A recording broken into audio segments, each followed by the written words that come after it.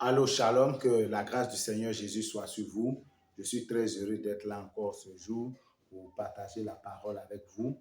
Je voudrais dire merci à tous ceux qui nous soutiennent, qui nous écrivent et qui véritablement restent en contact avec nous, qui nous aident. Que la grâce du Seigneur Jésus soit sur vous. Nous sommes encore là pour une petite méditation. Et s'il y avait un thème à donner à cette méditation, c'est Dieu a déjà tout fait. Dieu a déjà tout fait.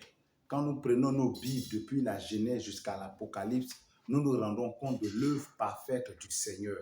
Dieu, dans le livre de Genèse, a commencé à créer les poissons, a commencé à créer les animaux des champs, les oiseaux et autres. Et jusque-là, Dieu a fait tellement les choses parfaitement qu'aujourd'hui, Dieu n'a plus à recréer ces choses.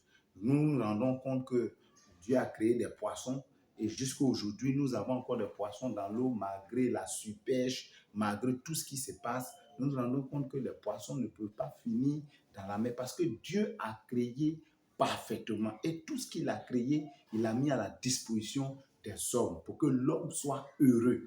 Et Dieu, dans son envie de faire plaisir à l'homme, d'aider l'homme, de sauver l'homme, je le dirais, de sauver l'homme, va faire quoi? Va envoyer son fils Jésus pour que Jésus meure à la croix et qu'il ressuscite, pour que l'homme soit sauvé en acceptant Jésus-Christ de Nazareth.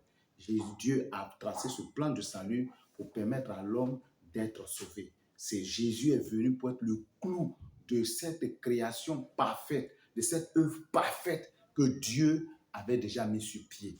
Donc Dieu a tout fait, il a tout fait, il a pourvu aux besoins des hommes en créant toutes choses pour sa nourriture et autres.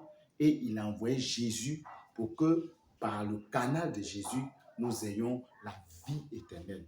Comme il est écrit dans le livre de Jean 3, le verset 16, « Car Dieu a tant aimé le monde qu'il a donné son Fils unique afin que quiconque croise en lui ne périsse point, mais qu'il ait la vie éternelle. » Vous voyez un peu, afin que quiconque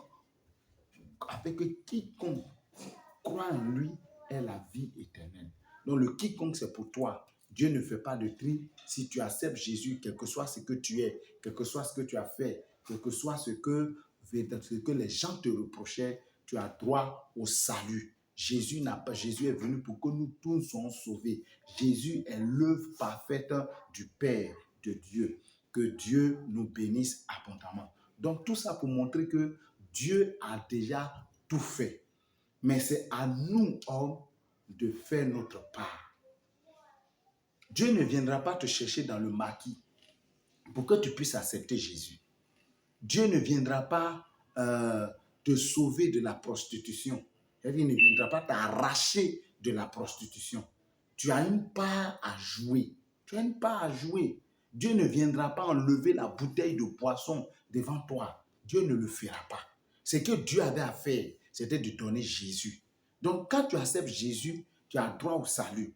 Mais si tu refuses d'accepter Jésus, la Bible dit que c'est la mort éternelle qui est ton partage.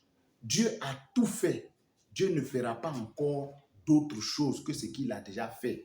Même si aujourd'hui quelqu'un est guéri parce qu'on a prié pour lui, ça c'est une œuvre que Dieu a déjà accomplie. Dieu a déjà accompli cette œuvre-là par Jésus. La Bible dit par ses meurtrissures, nous sommes sauvés. Mais nous, en tant qu'hommes, nous avons une part, nous avons quelque chose. Dieu a déjà tout fait et il a mis devant nous. Quand nous prenons nos Bibles dans le livre de Deutéronome 30 à partir du verset 19, la Bible nous dit, « J'en prends aujourd'hui à témoin contre vous le ciel et la terre. J'ai mis devant toi la vie et la mort, la bénédiction et la malédiction. Choisis la vie afin que tu vives, toi et ta postérité. » Vous voyez, Dieu dit qu'il a tout fait et il a tout mis devant nous. Il a même mis tout et c'est à nous de faire notre choix. Tu as un choix à faire. Ne te donne pas des excuses de rester dans le péché dans lequel tu es.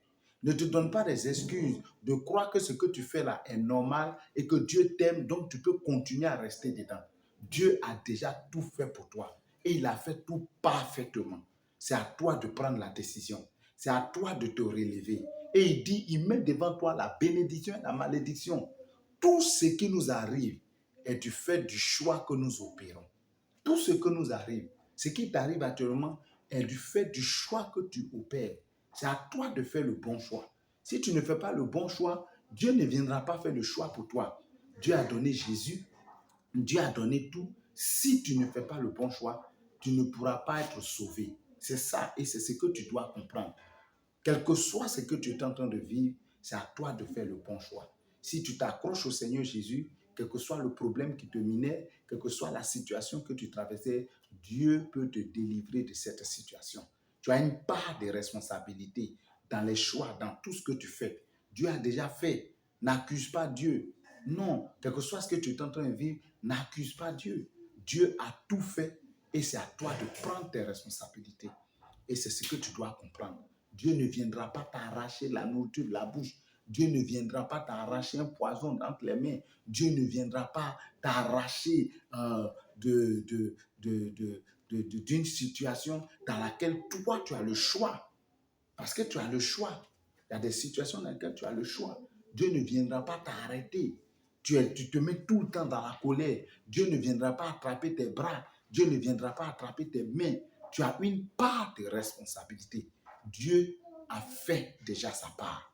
C'est à toi maintenant d'accepter la main tendue de Dieu et de véritablement prendre les décisions qui sont adéquates. Quand nous prenons nos Bibles dans le livre de Romains 12, le verset 1, la Bible est claire. La Bible dit quoi? Et c'est l'apôtre Paul qui parle. Il nous exhorte à offrir nos corps comme un sacrifice vivant, un sacrifice saint, un sacrifice agréable. Dieu ne viendra pas faire ce que toi tu as fait. Dieu ne viendra pas mettre des cuvets d'orange sur ta tête pour que tu ailles vendre. Dieu ne viendra pas mettre devant toi des balles d'habits pour que tu puisses aller vendre. Dieu ne viendra pas faire quoi encore? Dieu ne va pas faire tomber ce que toi tu veux faire. Non, Dieu a déjà fait. Fais ta part. Tant que tu ne fais pas ta part, tu auras l'impression que Dieu t'a oublié. Dieu n'a oublié personne. La Bible dit que la maladie que tu traverses là, il y a plus de 2000 ans, Jésus a vaincu cette maladie par ses maîtressures. Et par ses maîtressures, tu es guéri. Il a déjà fait. Il n'y a rien que Dieu ne puisse pas faire ou que Dieu n'ait pas fait. Et ça, tu dois le comprendre. C'est à toi de jouer ta partition. Si tu ne te réveilles pas dans la prière, comment tu pourras véritablement vaincre? Si tu ne médites pas, comment tu pourras vaincre? Si tu ne te lèves pas, que tu ne sers pas Dieu et que tu restes dans l'oisiveté à l'église, comment tu seras triomphant? C'est ça qui est la réalité. Tu as une part de responsabilité. Dieu t'a tout donné, il a tout fait pour toi. C'est à toi de te lever et de profiter des opportunités que tu as. Vous savez, en tant qu'homme, Dieu nous offre toutes les opportunités. Il y a un monsieur qui a emprunté un jour un bateau et quand il a payé le ticket, il n'avait plus d'argent sur lui, il n'avait plus rien. Donc, il s'est enfermé dans, je ne sais pas comment on peut dire ça. Bon, on lui avait donné un endroit pour dormir. Je ne sais pas comment on appelle ça pour ceux qui sont dans un bateau là. Donc, sa chambre en quelque sorte. Donc, il était là dans sa chambre et au bout de quelques temps, il a commencé vraiment à avoir très faim. Et bon, il ne savait pas. Et un matin, il a décidé, il s'est dit en lui-même, il faut que j'aille expliquer mon problème à quelqu'un. Parce que j'ai faim, je ne peux pas mourir de faim. Et donc, il est sorti et le premier matelot qu'il a vu, il a dit, ah mais moi j'ai un sérieux problème. Quand j'ai payé le ticket, je n'ai plus d'argent sur moi. Et ça fait quelques jours que je ne mange pas. Et là, je viens pour que vous puissiez m'aider ou me donner à manger. Et c'est là le matelot va lui donner une information, va lui dire, depuis le premier jour qu'il est monté dans le bateau, il avait droit à la nourriture. Vous voyez, ce monsieur avait des droits qu'il ignorait totalement et il en a souffert. Tu as beaucoup de droits. En tant que chrétien, Dieu t'a donné. La Bible même dit, quand nous prenons Luc, il dit, je vous donne le pouvoir de marcher sur les serpents, les scorpions et sur toute la puissance de l'ennemi. Dieu t'a déjà tout donné. Qu'est-ce que tu veux que Dieu fasse? Qu'est-ce que tu veux que Dieu fasse d'autre? Il t'a déjà tout donné. Il a déjà mis tout à ta disposition. C'est à toi de te saisir de ce que Dieu a déjà fait pour glorifier son nom. Sinon, il a déjà fait. Il a déjà fait. Il a déjà fait. C'est à toi de te lever. Et si tu as entendu ce message, je veux que véritablement que tu te relèves. Dieu a fait sa part. Dieu ne viendra pas, je l'ai dit au début, ne viendra pas te chercher ne viendra pas te chercher dans le maquis où tu aimes partir. Venir enlever la bouteille d'alcool devant toi. Non, non, non, Dieu ne fera pas ça. Dieu n'ira pas te chercher dans la maison de la prostituée, ou bien Dieu n'ira pas te chercher dans la chambre d'hôtel, c'est-à-dire te prendre, t'attacher puis te jeter dehors. Non, non, non, non, Dieu ne fera pas ça. Dieu ne va pas, qu'on appelle ça, chercher à t'empêcher de faire ce que tu as fait. Dieu a tout fait, mais il y a une seule chose que Dieu n'a pas pris alors, sa volonté, sa capacité de choisir. Donc si tu m'entends, tu as le choix. C'est à toi de faire le choix. Et Dieu dit qu'il met devant toi la bénédiction et la malédiction. Tu connais la parole de Dieu, tu refuses de marcher selon la parole de Dieu. C'est ton choix. C'est à toi de faire le choix. Mais en même temps, Dieu, au verset 19, il finit et il dit, ce que lui, Dieu veut, c'est que tu choisisses la vie. C'est que tu choisisses la vie. Choisis la vie et tu vivras. Que Dieu vous bénisse, que sa grâce soit sur vous. Je vous encourage à faire cette belle expérience avec Jésus et évidemment saisir la main tendue de Dieu. Que la grâce de Dieu soit sur vous, quel que soit tout ce qui vous arrive. Levez-vous, levez-vous, priez, invoquez la grâce du Seigneur. Dieu vous a déjà tout donné. Que Dieu vous bénisse. Amen.